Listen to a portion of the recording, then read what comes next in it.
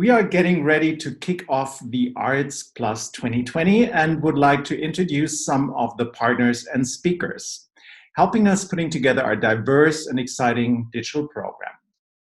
This year, we are especially happy to have some extraordinary Canadian creators in the program. Ingenious storytellers who are using technology to push the boundaries of how they tell stories.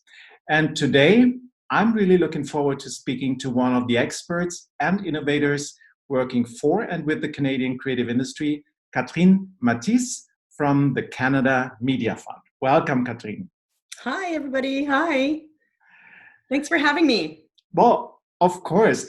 We fumbled a bit with the lighting before that talk, so we already discussed that we might add some dramatic elements to make it more exciting for you guys. Looking forward to it. Catherine, welcome and thanks for joining us for this conversation. And maybe as a start, please tell us a bit about yourself and what you do for the Canada Media Fund. Sure. So I'm the Industry and Market Trends Department Head here at the Canada Media Fund. I've been with this fund for 2 years already, and it's been a really great run. And obviously, the context we are living in is very interesting to my little department. We're 4 people monitoring what's going on in the screen industries. So how people, stakeholders are affected by the media and the technology shifts that are happening.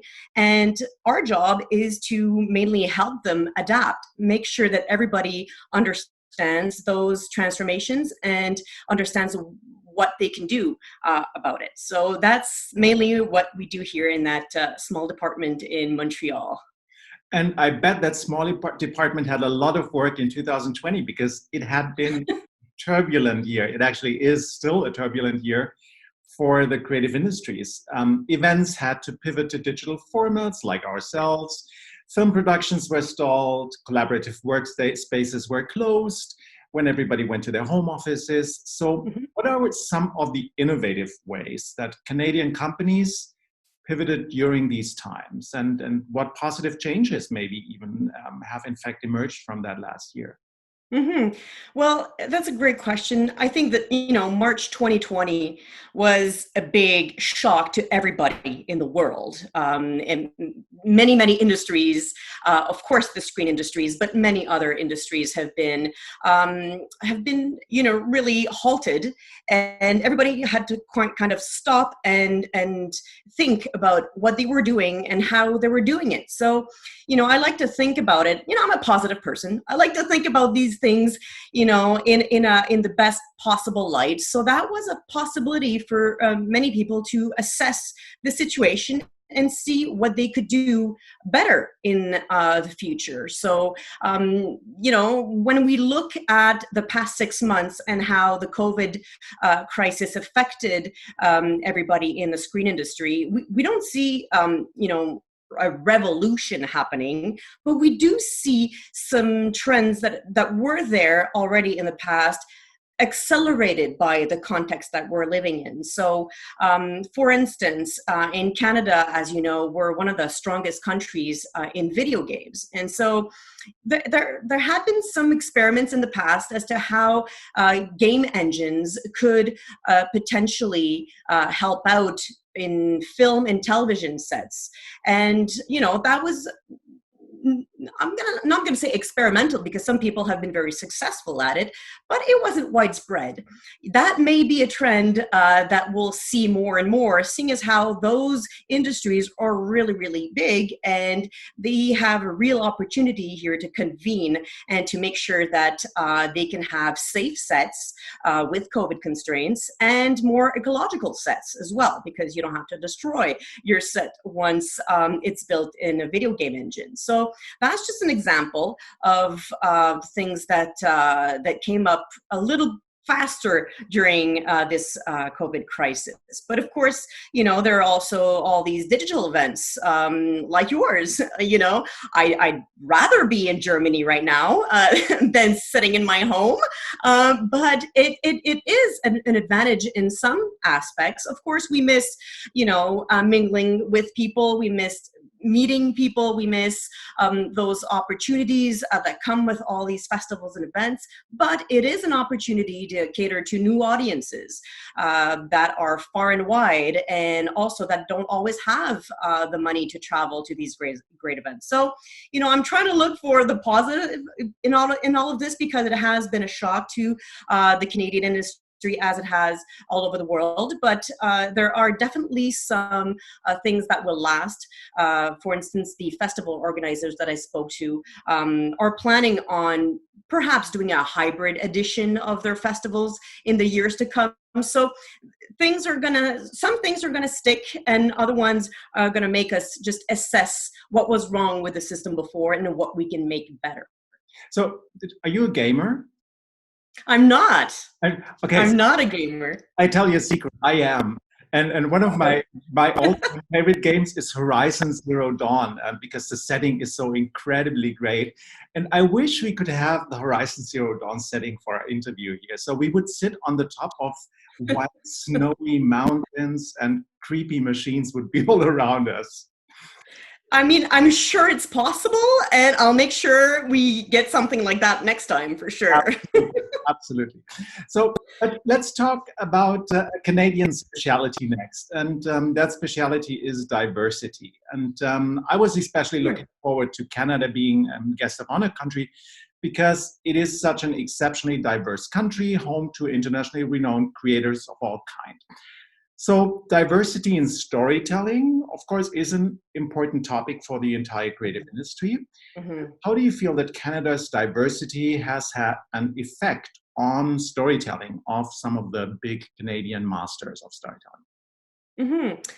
Well, that's a great question. Of course, when we think about diversity, we think about diversity on screen. So, in the final products that people are able to watch, we've had some great successes that have featured Canadian diversity. I'm thinking perhaps of Kim's Convenience, who that was a show that featured a Korean Canadian family.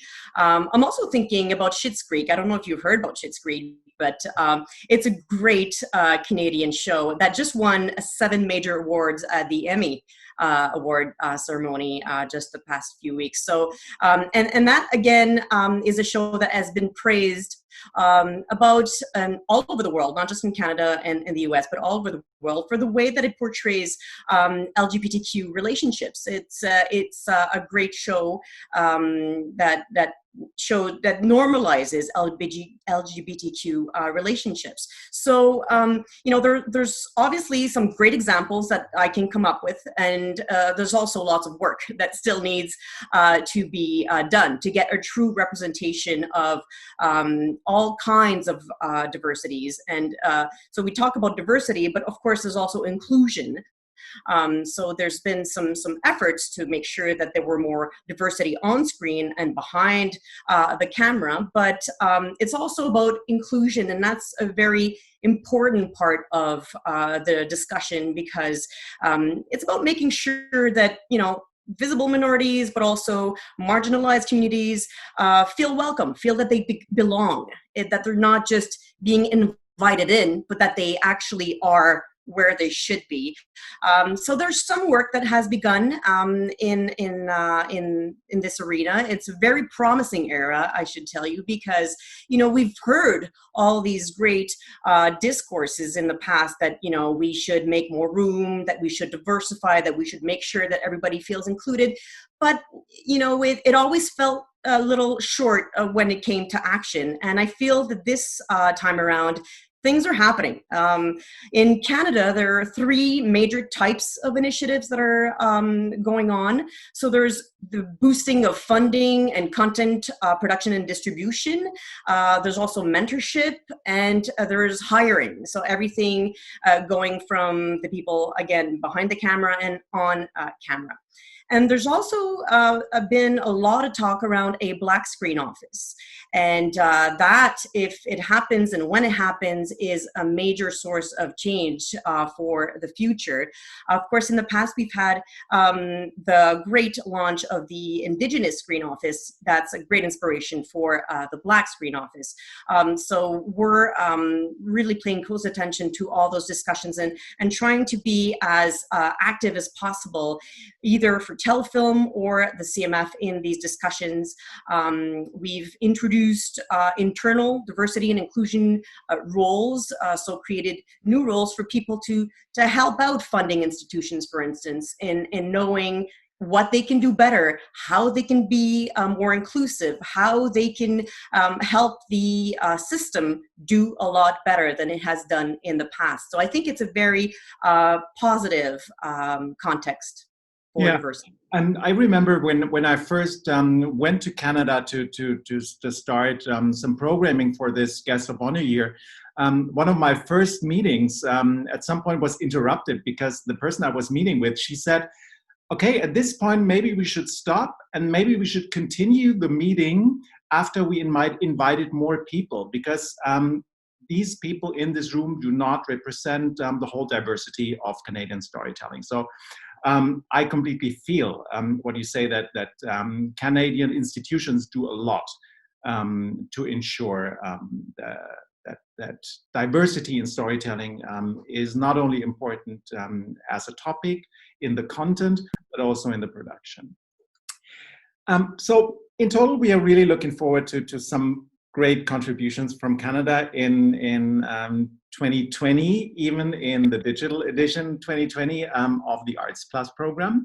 And you, in fact, will be moderating a panel. But I'm also especially looking forward. It brings together a very diverse group of creators who are innovating in a range of forms of storytelling. So the panel is called How New Technologies Can Drive Narratives and Communities Forward, and it's presented by Telefilm Canada. Tell us a little bit about that panel. Give us a little sneak preview. Well, first of all, it'll be great. So you don't want to miss that. I mean, I think it'll be a wonderful panel. The panelists are just stellar examples of how new technologies can allow stories to evolve to something new, to new platforms, to reach new audiences. So it's going to be really interesting how, for instance, VR, AR, AI as well can help enhance the impact of an original story, because an idea is obviously the basis for a great story, and then it's how you get to tell it. It's how people get to embark into the whole experience. So I think there's going to be some great examples around, I was going to say around the table. I don't know what on screen, I guess we should say, because it's going to be virtual, of course. There's one example that you can actually already go online and check out. It was launched just yesterday. And it's called agents.ai. It's that's the website, and it's a wonderful, wonderful experience. It's the agency Transitional Forms that's working with the NFB, the National Film Board here in Canada, and it's called an experience with a mind of its own. And I think that's a great way to actually try to understand what it is. So it's available on VR, mobile, and on PC. And what you do as a user is you kind of hold the fate of artificially intelligent creatures in your own hands. So, that could go either way, Holger. I mean, we know humans. So, either, everything remains peaceful and these artificially created creatures, stay nice and gentle, or as we know we're capable, we kind of throw them into a state of chaos. So I'm not trying to, make sure that that happens, but it may. So it's going to be a very interesting way to see how AI influences the way that the story unfolds. And even the creators don't really know how the story will unfold, because it's all up to how those AI creatures get trained. and they'll get trained with the users. So it's really much a great experiment on how storytelling can be influenced by technology. So that's just an example. I'm really looking forward to that talk. And yeah, we have other great examples of XR, AR, VR that'll be talking about how those different types of technology can really bring to life certain stories that are better experimented than just simply read. It brings a different dimension to the storytelling itself. So agents.ai, that was the address. Yes. I have to try it. It really sounds like Tamagotchi on steroids. So. Well, we'll see what happens. I mean, we've seen experiments like these that weren't based on storytelling, that were based on pure experimental contexts on Twitter, for instance, and it didn't go so well, did it, in the past? We'll see what happens this time. Hopefully those creatures don't wind up, being sexist and racist too soon in the story. Let's hope for that. So I'm really looking forward to that panel, and I'm looking forward to many of the activities happening in 2020. But what I'm really also looking forward to is 2021, because since this year... Wait for this year to be over, right? Yeah, well, of course. I think everybody will be happy if this year is over. No, but since Canada is being guest of honor country only digitally this year, it will be the full-fledged real guest of honor country in 2021, next year at Frankfurt Book Fair. And based on the trends that you've been seeing and exploring during the last months, especially behind the CMF Trend Report, which of these trends are going to be relevant for next year? And are going to be relevant, well, probably not only for next year, but for the years to come? Which trends are we going to look forward to according to your trends report that you just are about to finish, right? Yes. So you want me to look into my crystal ball, right? So the trends report is something very important that we work on every year at the CMF with the Industry and Market Trends Department. So it's really the result of all the monitoring that we do throughout the year. We really watch what's going on everywhere, in Canada, of course, but all over the world, and how the media and tech transformation affect the screen industries. So that's really, the summary that we put out every early January of every year. So yes, we've already started working on the 2021 piece, because it's going to be, a little different, shall we say, as 2020 is, of course, for many industries. So there's one thing, for instance, that will probably stick, is how AR is surging in this context. So augmented reality is really easy to use. You don't need a helmet, so there's no sanitary problem linked to perhaps VR helmets.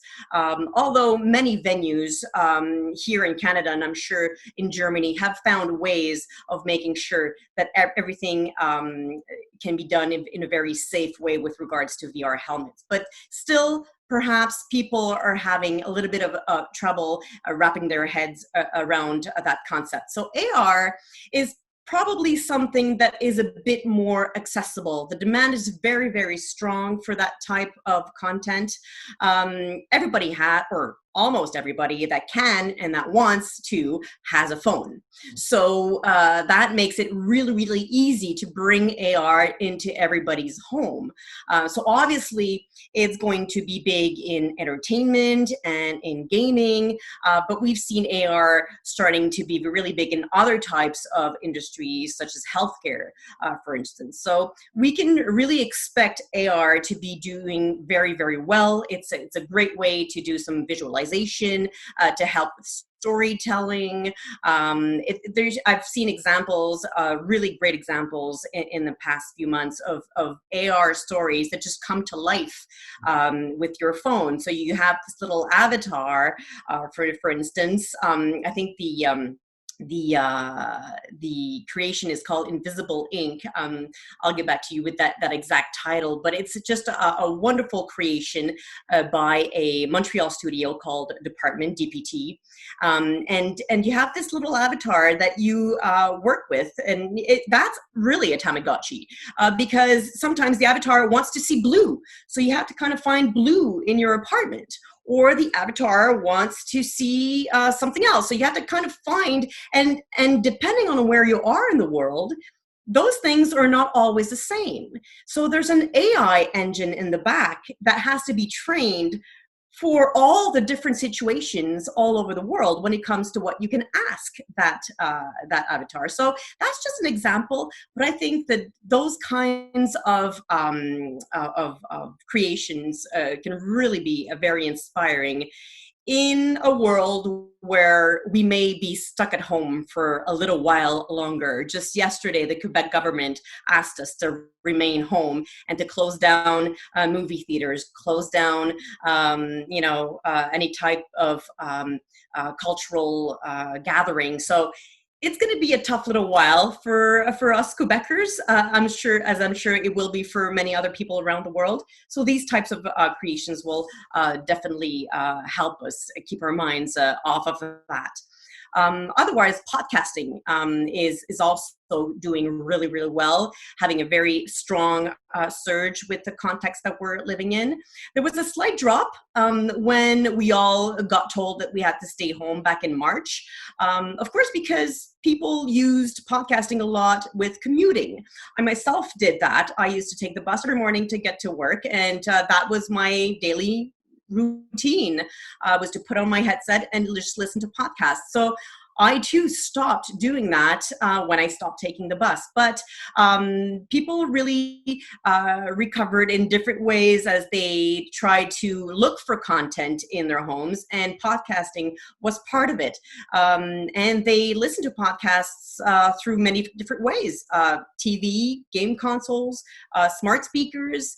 They do this, while they can when they take a break during the day, at lunchtime, for instance, and they look for stuff that they probably wouldn't have looked for as much, like news. News content in podcasting really soared during the past few months. People need that information. They need to understand what's going on.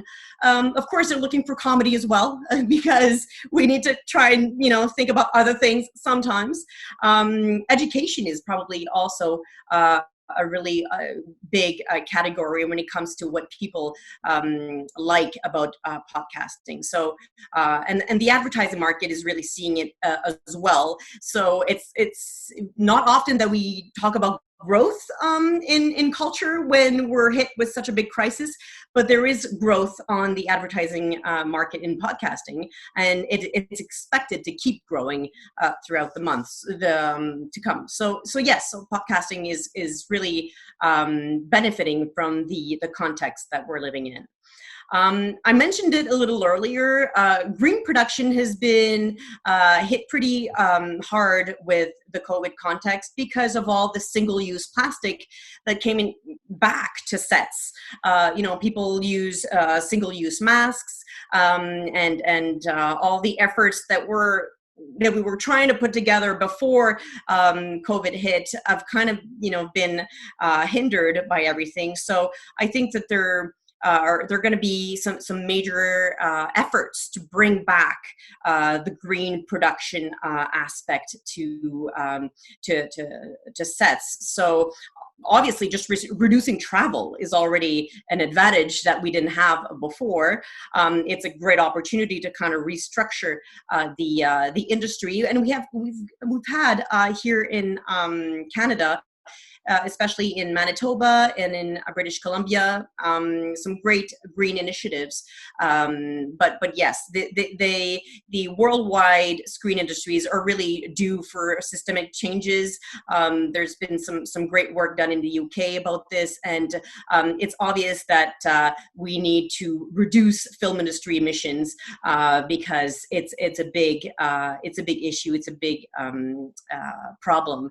So that will be something to think about. And you remember when I talk about virtual sets and how video game engines could have an influence on film and television production? Well, that could be a way as well to move toward greener productions with virtual sets. So there's, you don't have to destroy anything once you're done with your film. So, many initiatives that will probably stick around even when and if we get back to normal life one day, that's for sure. And then one last trend that I think that we'll be sticking with is what you're doing right now. So holding these virtual meetings, holding these virtual events, these virtual festivals, everything virtual, really. I think that people will get used to spending a lot more time in front of their screens. We've seen all sorts of different types of entertainment, such as esports, for instance, really benefit from the situation. I don't like to say it that way, actually. They were able to stay alive and thrive. Let's just put it that way. Nobody benefits from a pandemic, but really they were able to find solutions and move the leagues online very successfully. So there's been a great growth in esports in Canada, and that is also something that we're expecting to see everywhere else. That esports is on an ascending trend. So yeah, I think that we'll keep on, living this virtual life a little longer. Unfortunately, for the people who, are finding it very difficult, there are some advantages for the niche content creators. So the ones who are creating content that sometimes or most of the time does not reach mass audience. This is a great opportunity to be able to showcase some content that doesn't reach those mass audiences on a usual basis. So that could be also something to look forward to. So thanks for looking in the glass ball. What I really found interesting is that most of the trends you mentioned are sort of technology driven, or they use technology, but then they make more out of it than just using the technology. And I think that might be the big change in the next years in comparison to what happened in the last years, when most people just discovered new technology and sort of used it in just plain forms. Now people are starting to do more about it, like, for example, using game settings for other purposes in other. Yes. Well, people don't have a choice anymore. So I think that a lot of people knew that those tech solutions were out there, but maybe it wasn't for them, or maybe it wasn't, the right solution they were looking for. But nobody has a choice. Everybody has to work together now. So it's a great opportunity for different, sections of the screen industry, like the animation sector, like the video game sector, like the VR sector, to kind of come together, and try to get those stories out there, to make sure that they reach the audiences in the best possible way all over the world. Because no one, everybody has access to some kind of screen. Not everybody has the same screen everywhere. So just to make sure that that great content that gets produced gets to those homes. Mm-hmm. And that's exactly the reason why we founded the Arts Plus initially, because we wanted the creative industries to work together and not only work in their silos, but rather meet each other and develop new stories, new ways of storytelling together. Catherine Mathys, it was a great pleasure speaking to you. And Likewise. I see you on October 14 this year on screen. I hope to see you soon afterwards. Me too. Again. In Germany. Thanks for joining us, Catherine. And thanks for your time, and see you in a few days. Thank you so much. Have Bye-bye. a great event.